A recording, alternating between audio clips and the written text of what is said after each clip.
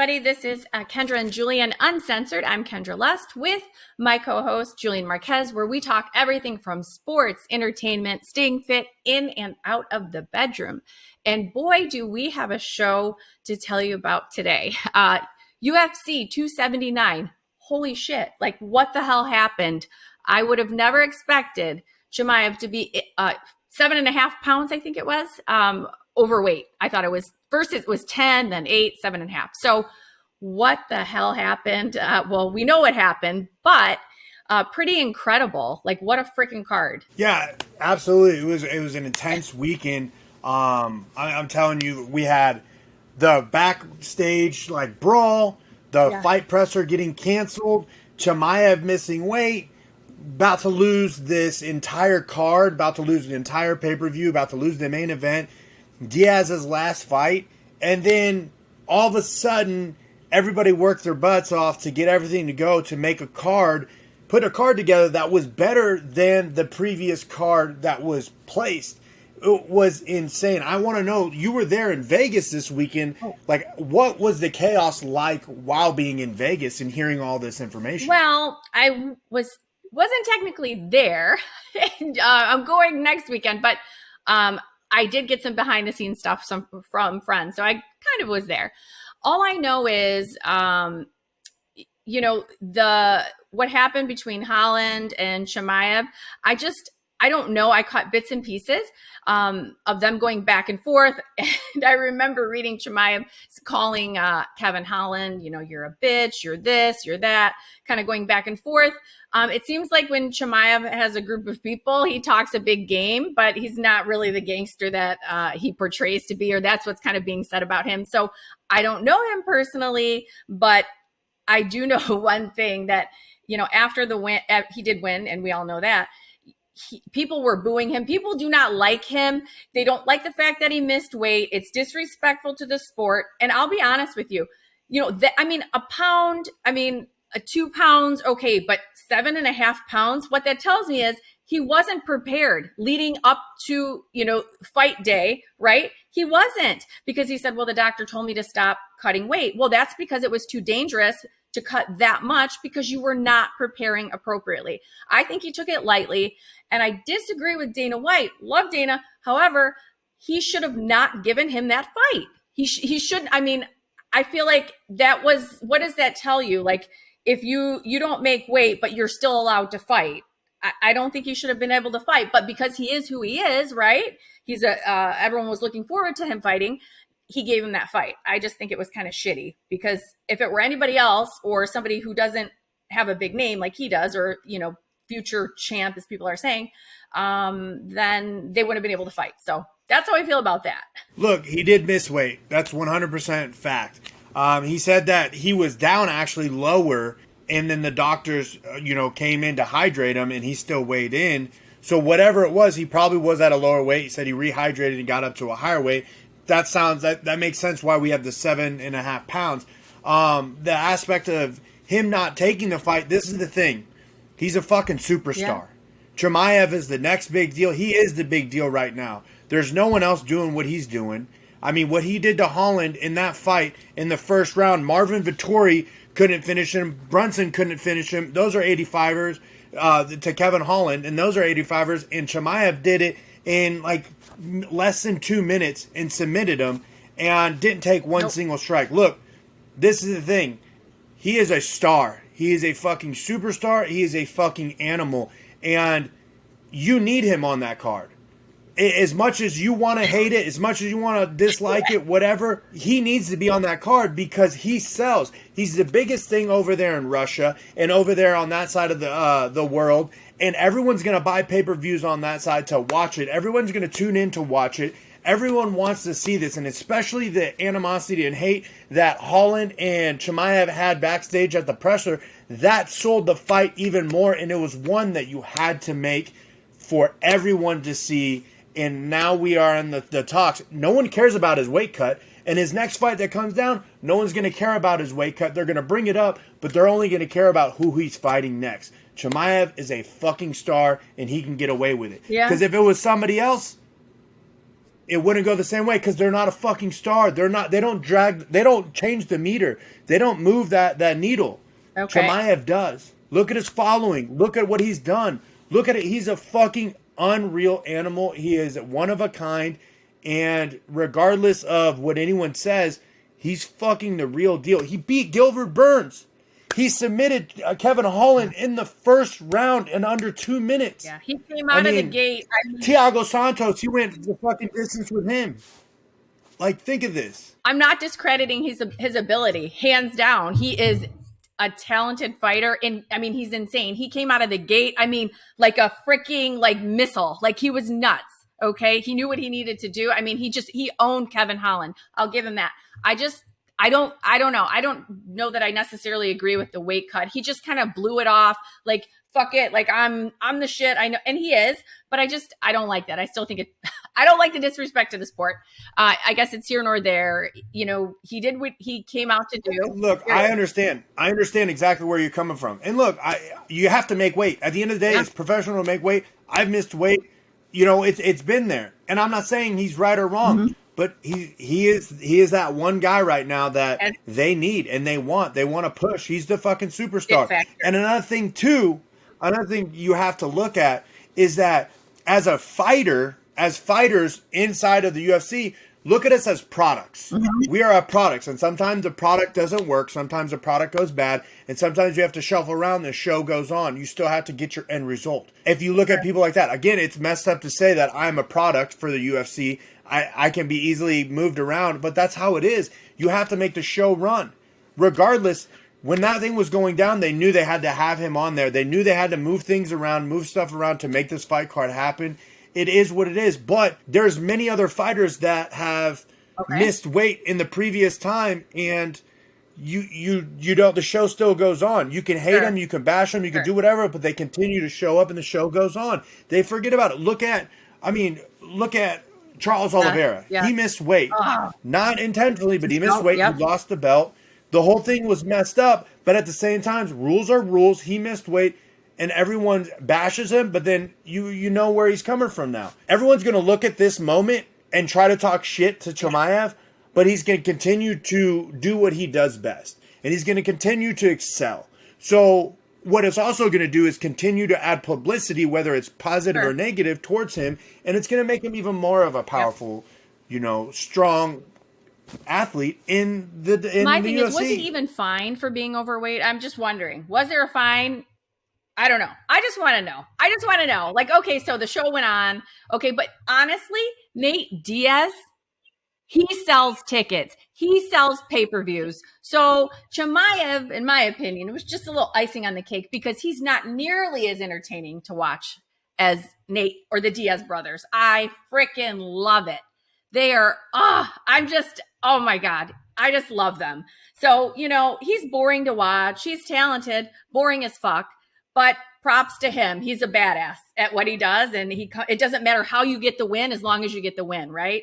So, kudos, I guess, to Chimaev, a little shitty. He was overweight. But You're gonna talk shit on Chimaev right now. I am. You're gonna talk shit on Chimaev right now, but in a couple years, Chimaev's gonna be the champ. Diaz of the deal. He's playing off the heel, and he's doing a really good job of playing the heel. Yeah. And that is what it is. And he didn't get fined for his missed weight. He lost his opportunity to compete against a vet and gained to fight Kevin Holland. They're both around the same weight. It is what it is. There are other fighters that missed weight on the card as well, and it is what it is. Yeah. But let's talk about Diaz. What an incredible end of the fight, end of his contract, walk-off victory against a tough opponent in Tony Ferguson. Insane. I like Tony Ferguson and I like Nate Diaz.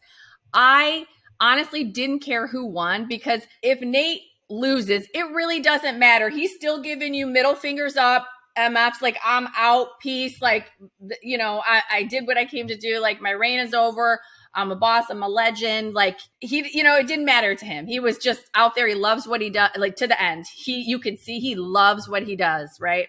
So I kind of wanted Tony to win because he's coming off that 4-fight losing streak. And I thought Tony was winning the fight, like, up into the end.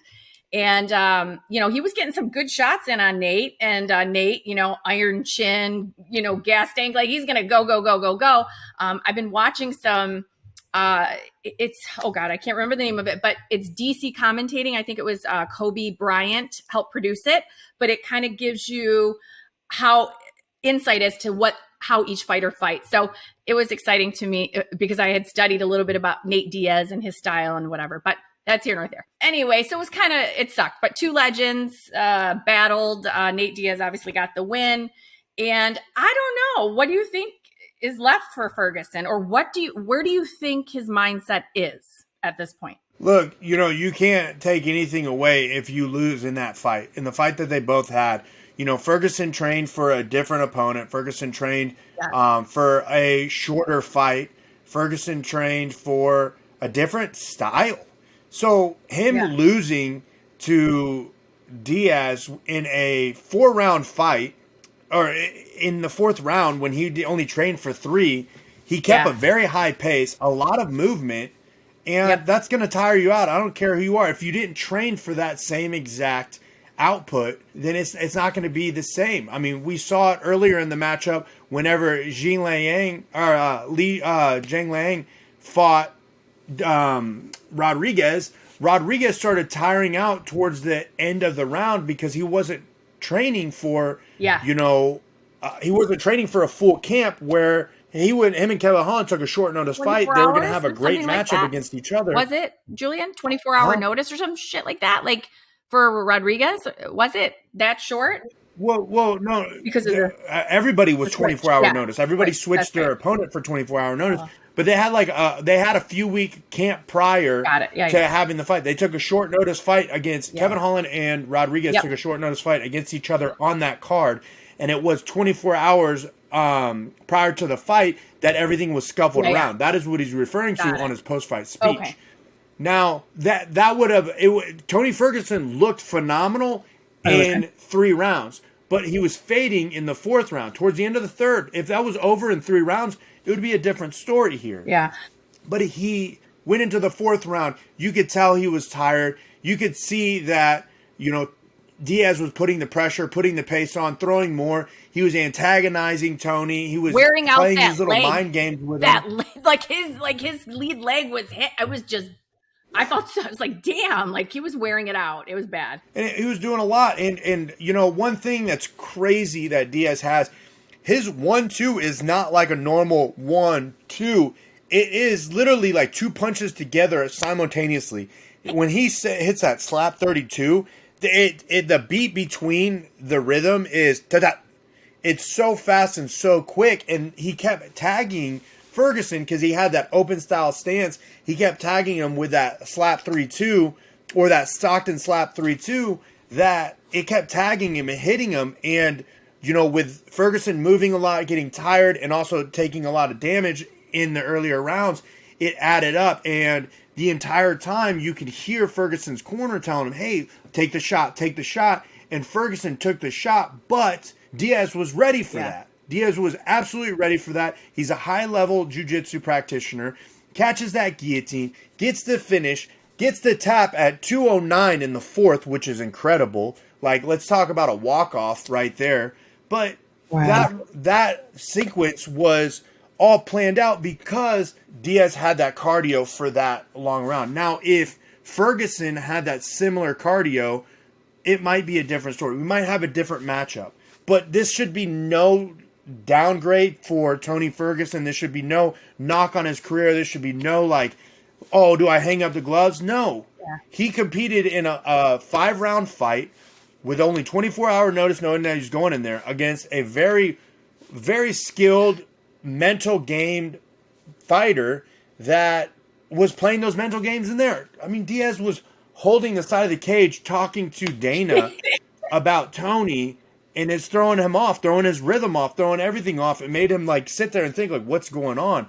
Diaz is one of the best at that. Yeah, I just love watching him fight. It is just so entertaining. Just like taking a break, like just, chilling there for a second. He's always flexing. He's always middle fingers up, it's always straight G, like 100%. Like, anyway, it's pretty cool. And I like to, after his win, he spoke and talked about kind of changing the fight game a little bit. I don't know what his plans are, but I think he definitely has an idea of what he's going to do after, UFC. He's not retiring from fighting, just moving on to other things. So I'm excited to see what that's all about.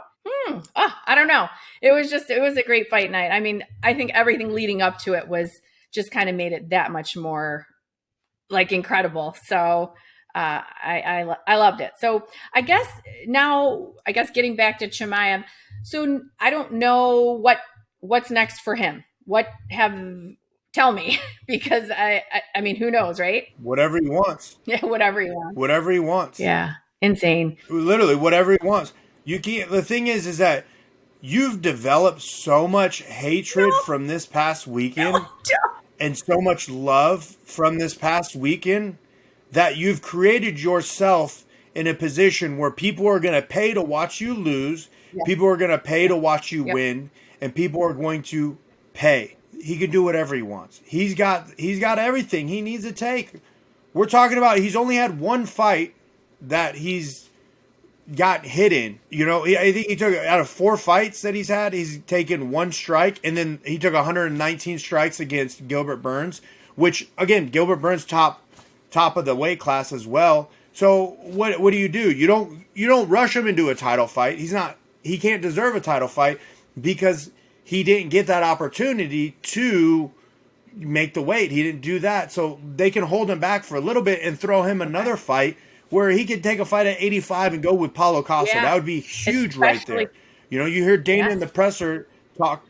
You hear Dana in the presser talk about how he thinks that they should move him up to 85. Now, I don't know how that will stick or what will go on with that, but I mean, he can go in both divisions. In all honesty, he's hung with them both. We'd love to see him against Paulo Costa. We'd love to see him against Marvin Vettori. He has the ability to go up with those guys. And if he wants to go down below, I mean, you've got the other. I mean, he already went against Gilbert Burns. Maybe Colby Covington. Let's get him a shot right there. Kobe's had 2 fights for the title. Let's throw that together. Maybe a Jorge Masvidal if he wants to throw that in there. Yeah. Again, it doesn't matter. He could take on anybody. It doesn't even have to be in the top, doesn't even have to be in the top 10. They could throw him another fight. They could throw him Neil Magny if they want. And he has that opportunity to fight him. And then there's going to be a point in time where he continues to win, and you're just going to have to give him what he wants. And that is going to be a title fight. No, he is a force to be reckoned with. I mean, it is what it is. It's, I sometimes have to put emotions aside and just look at straight up skill. And he has it. Definitely a future champ. And he said in like both weight classes. I don't know. He was talking all kinds of shit. So I definitely, he's on my radar, and he's been on everybody's for a while. So I'm excited to see what they have in store for him. But yeah, so great fight weekend. Next weekend I'll be in Vegas. So I'll be at the Apex, and can't wait to be there and hang out. So catch some fights. That's a wrap for tonight. There's not much else going on. I'm going to get me a little snack and chill and maybe watch a little Netflix. So yeah. So thanks everybody for hanging out. Hope you enjoyed the show. Julian, thanks for your insight. Always a different perspective, and it kind of makes me rethink, my naive kind of fight, knowledge. So I'm going to study. So until then, we'll see you guys next week. And if you liked our episode, please like and subscribe. See you guys.